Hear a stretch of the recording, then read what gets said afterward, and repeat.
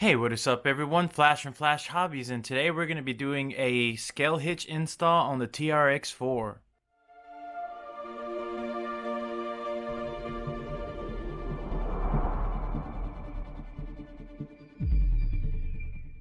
So I purchased this off of eBay for just a couple bucks. I'll put a link in the description below for you guys, and this is everything that's included minus the bumper and the tools. The hitch is made out of solid metal, and you do get all your hardware included, stainless steel. These two pins are not included, and these are for my bumper. That is a stock axial SCX10 plastic bumper with hitch ready on it, so that's the reason why I went with that. And for tools, you're going to need a 0.05, a 1.5 millimeter, and a 564 or 2.0 driver. These are from Integy, and they've served me well for I don't know how many years now, so very reliable, solid set. So to get started with this, I already took off the original bumper that I had, which was also just a regular axial SCX10, but this one did not have the hitch ready, so I did take that one off, and I already printed another tailpipe so I can put onto this bumper. And this is the scale pipe. I 3D printed this myself. I'm going to go ahead and mount that onto the bumper, and then before it's actually mounted on, I'm just going to go ahead and color it, give it some weathering look. Don't want to color this completely in.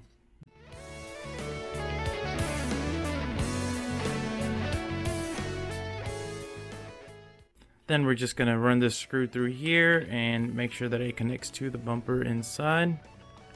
Alright, now that we have our screw started, we're going to go ahead and run that all the way inside. Make sure that it attaches in. Cool, I really like that. Now next thing I'm going to do is I'm going to trim off the edge. So I'm just going to grab these shears here and start just chopping it away. Then we'll just get these last little stragglers out. And there's our exhaust. Looks pretty cool, right? Our exhaust installed, we're going to go ahead and remove this grub screw from the hitch location. And we'll make sure to save that aside. These two grub screws will be the ones that get attached to the actual truck on the bumper itself. Okay, so I'm going to go ahead and remove this body for right now and just set it aside here. Now you should have two empty slots right here for this bumper to slide right in. Now I'm gonna put the body back on so I can mock up and see where I actually need to put this bumper. Okay, so that looks good to me. The bumper sticks out just a little bit. It's tucked under these tires, and I still have access to the hitch. Everything is lined up. I did have to trim the body here just a little bit just to get that square cut out, but no worries. Once we determine the position of where we want this bumper, we're going to go ahead and remove the body back off. Once we have the body off, we're going to go ahead and put our grub screws in, because this is where we want the bumper to stay. And pretty much it might not line up exactly with the hole, so I'm going to have to slide it just a little bit in, and that's where it's going to go. So we're going to put one grub screw there, and the next one's going to go on the opposite side. And you're just going to tighten these all the way down until you can't go anymore. Feels just nice and snug.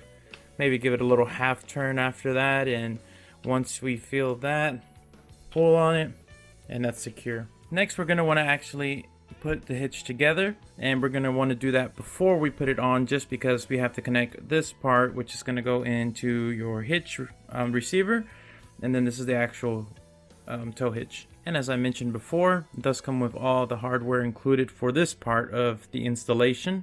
And we're going to use our 1/2 here to screw these in. These are threaded, by the way, but you will have to put a nut on there.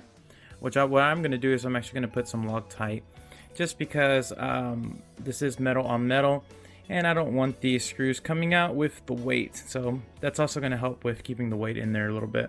Next, we're going to put the lock nuts on there, and they don't seem to grab a whole lot, so I will get a small little wrench, or you can use needle nose pliers and kind of just finish them off.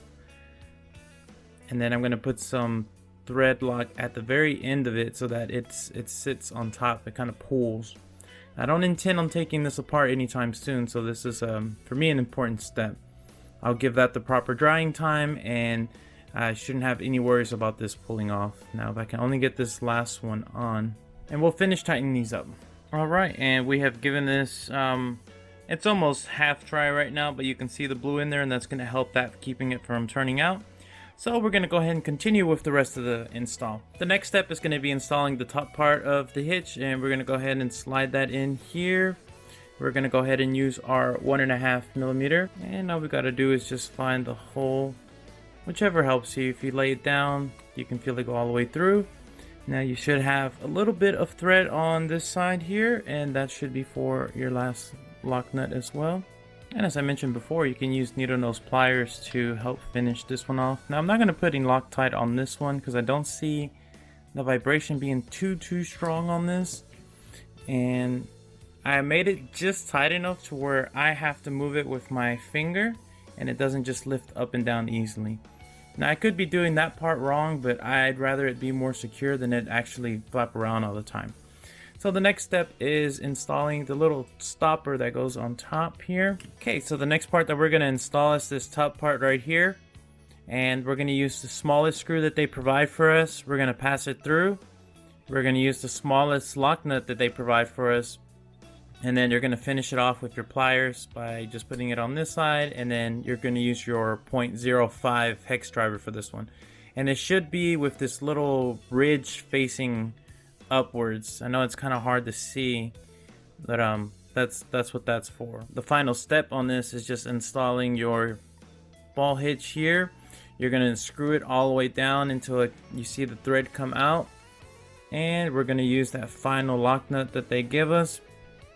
And same thing, I'm just going to use this one. I'm going to do it as tight as I can get it, just because this is going to be bearing most of the weight and pulling this thing. So there, that's about as tight as it's going to get. I'm going to put some Loctite in here until it pulls and dries, so that way this thing does not back out. And it's really just that simple to install. It looks really nice, really great. So that's really it for it. It looks absolutely awesome, very scale, very cool, not that expensive for what you're getting, I believe. And finally, we're just going to install this with our final grub screw on the bumper itself. So I'm going to put that body back on, and then we'll see how it looks. So we're going to put our tow hitch in. It looks like it's going to be a good fit if we put it all the way down at the end. So that's what we're going to go with for now. If I need to move it, I have the adjustability. I can stick it out more. I can put it in more. So no big deal. We're going to use our 5/64 or your 2.0 to put this final grub screw in. So here I have the TRX4 by Traxxas, and I actually have it attached to this no prep drag racer from Traxxas as well, a homemade trailer, and there it is hooked up. That is freaking sweet. This is everything that I wanted it to do and more.